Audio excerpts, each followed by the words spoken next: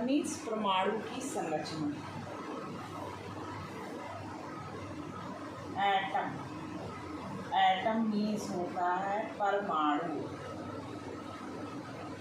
परमाणु, परमाणु ये 3 कणों से बना होता है।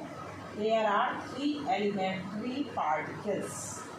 First one electron, proton and neutron. So there are 3 elementary particles: electron, proton and neutron. Electron has a negative charge. It is a negatively charged particle. Negatively charged particle. Electron has a negatively charged particle. It means ऋणात्मक है।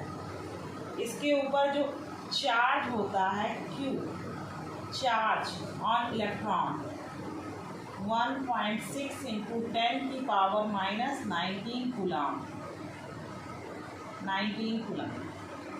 Proton, it is a positively charged particle, positively charged particle, and it also contain plus 1.6 into 10 की power minus 19 coulomb charge, coulomb charge. And neutron, neutron is a neutral particle, neutral particle. It has zero charge, zero charge. It means no charge. इसके पास कोई charge नहीं होता। So atom is made up of 3 elementary particles: electron, proton and neutron. Electron is a negatively charged particle. It has a minus 1.6 into 10 की power minus 19 coulomb charge, minus में charge होता है इसके बाद में। प्रोटॉन पॉजिटिवली चार्ज पार्टिकल है, plus 1.6 into 10 की power minus 19 coulomb. और न्यूट्रॉन न्यूट्रल पार्टिकल है, इट मीन्स इसके ऊपर कोई चार्ज नहीं होता है, ज़ीरो चार्ज होता है। अब बहुत बेसिक क्वेश्चन है कि किसने खोज की थी, किसने किसको डिस्कवर किया था। तो आप लोग हाई स्कूल इंटर से पढ़ते चले आ रहे हैं, तो बहुत ही सिंपल ट्रिक है। ई पर नाचो, ई पर नाचो। ई फॉर इलेक्ट्रॉन, हिंदी में लिखेंगे तो टॉमसन और इंग्लिश में लिखेंगे तो Thompson.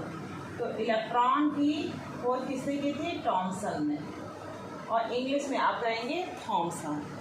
P for proton, for proton, और इसकी खोज किसने की थी? रदरफोर्ड, रदरफोर्ड ने। और ना for neutron, N for neutron, और चा फॉर चैडविक, चैडविक। कभी कभी पूछता है ये किस ईयर में खोजा गया, तो टॉमसन ने 1897 में, रदरफोर्ड ने 1919 में, एंड चैडविक ने 1932 में। बहुत ही बेसिक क्वेश्चन है, लेकिन रिपीटेडली आता ही रहता है। ये आपकी ट्रिक, ईट पर नाचो।